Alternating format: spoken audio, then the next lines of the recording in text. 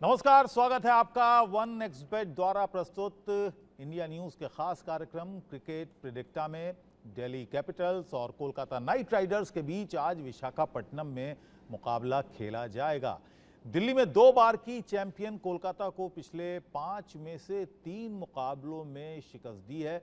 आगे बढ़ने से पहले बात करते हैं कल एम चिन्नास्वामी स्टेडियम में लखनऊ और सुपर जायंट्स और रॉयल चैलेंजर्स बेंगलुरु के बीच हुए मुकाबले की। एलएसजी ने एक तरफा मुकाबले में आरसीबी को 28 रनों से शिकस्त दे दी।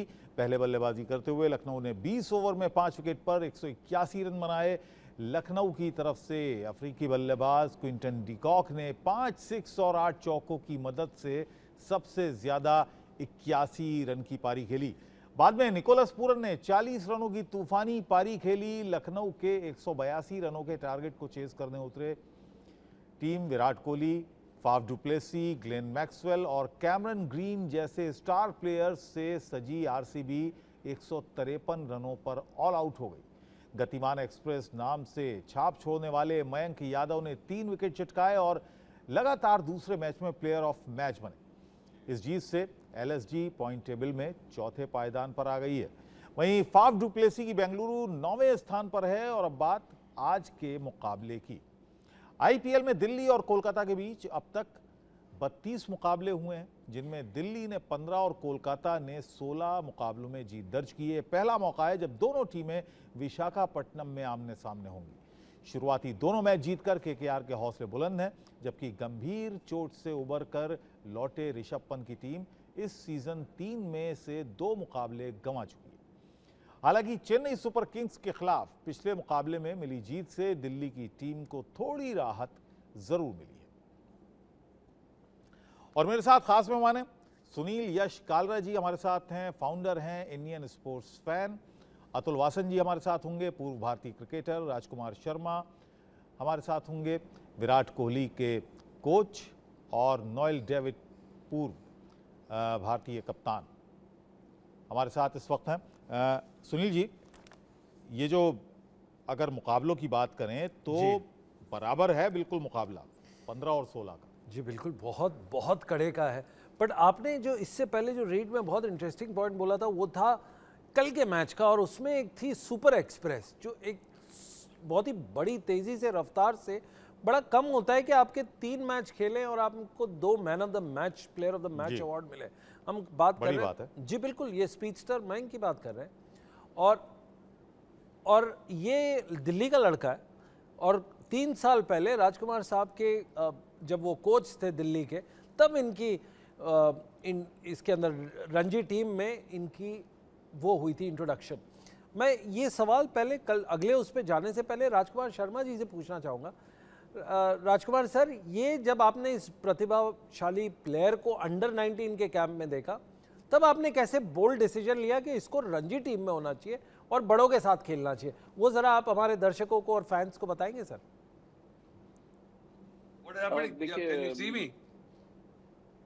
हेलो, 3 साल पहले की बात है कि हम लोग फिरोजशाह कोटला में सेंटर विकेट पर नेट्स कर रहे थे। दिल्ली रणजी ट्रॉफी का नेट्स चल रहा था और उस समय 7 की वाली विकेट पे अंडर 19 की भी टीम प्रैक्टिस हमारी कर रही थी, जहां पर मयंक गेंदबाजी कर रहे थे।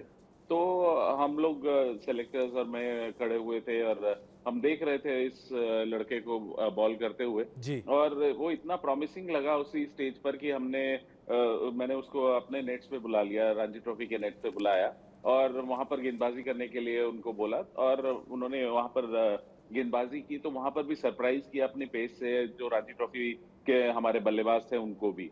एंड ग्रेजुअली वो दिल्ली की टीम में आ गए और स्ट्रेट अवे उनको 11 में विजय हजारे में मैंने खिलाया और मुश्ताक अली में, और वहां पर भी उन्होंने बहुत बेहतरीन चंडीगढ़ में गेंदबाजी की और एक बहुत ही अच्छा मैच उस स्टेज पर भी, आज से 3 साल पहले बता रहा हूं मैं, उन्होंने दिल्ली को जिताया अपनी पेस से। नहीं, ये बैक स्टोरी जाननी बड़ी जरूरी होती है, क्योंकि आपके ऊपर भी थोड़ा सा ब्रेव डिसीजन था कि एक 19 साल के बच्चे को जो वो अंडर 19 खेलना है, आपने सीधा रणजी में चांस दिया वो, और उसके बाद उसने ऐसी स्पीड पे अपना कारनामा दिखाया, वो देखते ही मनता था। और अभी जो आईपीएल में आप देख रहे हैं, इसकी एक्चुअल नींव 3 साल पहले रखी गई थी। बहरहाल आज के मैच पे चलते हैं। दिल्ली का और कोलकाता नाइट राइडर्स का दोनों की फैन बेस तकड़ी है, दोनों के प्लेयर्स बड़े इंटरेस्टिंग हैं। और एक अब इंटरेस्टिंग बात इसमें ये पता चलती है कि श्रेयस अय्यर पहले दिल्ली की तरफ से कप्तानी करते थे और उस टाइम पे लंबे लंबे स्कोर केकेआर के अगेंस्ट खेले थे। नजरें इसी प्लेयर पर रहने वाली हैं। आज के डीसी में आपने बड़े लंबे लंबे शॉट मारे हैं, आज देखते हैं क्या होता है जब डीसी के खिलाफ आप खेल रहे हैं। एब्सोल्युटली, उन्होंने लंबे शॉट्स भी किसके खिलाफ मारे? कोलकाता नाइट राइडर्स, जिसके आजकल वो कप्तान है। जी, नोएल भी हमारे साथ जुड़ गए हैं। नोएल डेविड पूर्व भारतीय क्रिकेटर है। नोएल, क्या प्रेडिक्शन है आज के मैच पर आपकी? इट्स गुड, अच्छा मैच रहेगा आज, बिकॉज काफी अच्छे प्लेयर्स है दोनों साइड में, बैलेंस्ड है, उनकी बॉलिंग भी अच्छी है केकेआर की और डीसी की भी। It's going to be a very interesting match because they are playing at Vizag पे खेल रहे हैं, जो एक प्लासिड विकेट रहेगा, रन्स जो इजी आएंगे, and I feel that it's going to be a tough match. जी चलिए, अतुल वासन जी भी जुड़ गए हैं। अतुल जी, किन खिलाड़ियों पर नजर रहेगी? मुझे तो लगता है कि जो मैं 24 करोड़ रुपए मैंने खर्चे हैं उसके लिए मैं ज्यादा ध्यान लगाऊंगा भैया कि कुछ वापस मिल जाए, क्योंकि वाइजैक में अगर नहीं मिला तो फिर कहीं नहीं मिलने वाला। इसी की चिंता है बस। क्योंकि मिचेल स्टार्क को कुछ करना पड़ेगा, नहीं तो ये मैच निकल जाएगा हाथ से। और इसलिए मैं, क्योंकि देखिए अब पृथ्वी शॉ को मैंने बोला था वापस कराना चाहिए, उन्होंने गिरा लिया दिल्ली ने, और वाइजैक सूट कर रहा है उनके स्टाइल ऑफ प्ले को। और सिर्फ कोलकाता के लिए यही है कि जिस तरह से मार खा रहे हैं, नई बॉल से भी खा रहे हैं और पुरानी बॉल से भी खा रहे हैं, तो क्या हर बॉल कितने की पड़ रही है और कितने रन कितने के पड़ रहे हैं कोलकाता को, ये मैं हिसाब लगा रहा हूँ। मैं ये इसी बात पे राजकुमार जी से पूछूंगा ये सवाल। अतुल वासन, जिस तरह से हर गेंद के ऊपर जो ये आंकड़े रखते हैं और एक्सेल शीट निकालते हैं, profit and loss, return on investment, आपको लगता है अगर ये ऑक्शन में जाएं तो ये कुछ खरीद के भी लाएंगे या सारे प्लेयर्स को बेस प्राइस पे उठा के लाएंगे 20-20 लाख वाले? मुझे लगता है मैं ही कम बैक कर लूंगा। ये दैट इज अतुल वासन।